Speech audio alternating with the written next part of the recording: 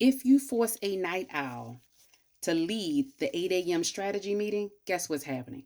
You are actually burning capital and don't realize. You are paying full price for a brain that is running on 40% capacity because that night owl has been up since 3 a.m. and now you want them to present in an 8 a.m. meeting. We are in week 4 of the 7 languages of leadership. This is the last day of flexibility. I drop videos on it Monday, Wednesday, Friday.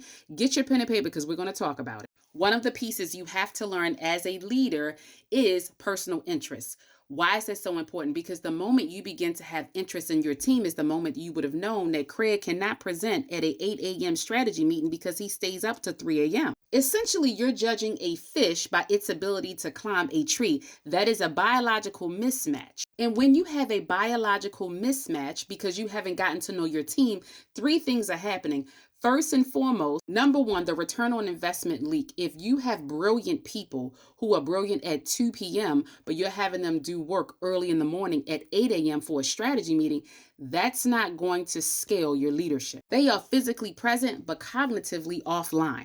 Number 2, they're not fantastic at making decisions because the cortisol dips. And when it dips, they need caffeine. So what they do is begin to make decisions that are safe instead of strategic. And last but not least, your high performers, they begin to get caffeine so they can wake up, but then they need melatonin to go to sleep because they're trying to fit your schedule. I'm telling you right now, you need flexibility within your team, within your department, within the business. Here's the truth behind it all. A night person and a morning person have 2 different thoughts, 2 different ideas, and 2 different times when they're absolutely genius and or they're brilliant to get things done. So if you treat your team as if it is a machine that runs all day long, that's why you're not getting the genius zone of them, and hence the reason why you're not scaling your leadership. So the secret sauce is not about letting them work from home. It's about knowing their zone of genius and working within it.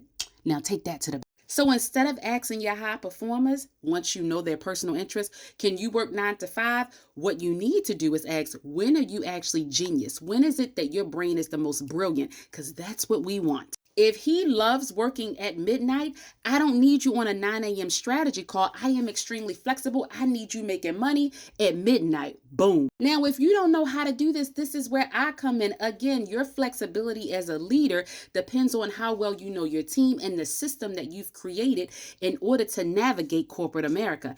If you don't know how to do that, then this is what I teach in my one-on-ones. This is how I help you with the frameworks that I have that talk about those 4 pillars. If you need more, this is what I talk about February 21st, 2026, or the one-on-one that you can book between you and I at DanieSheldon.net. Don't get waitlisted. I'll see you there. Happy leading.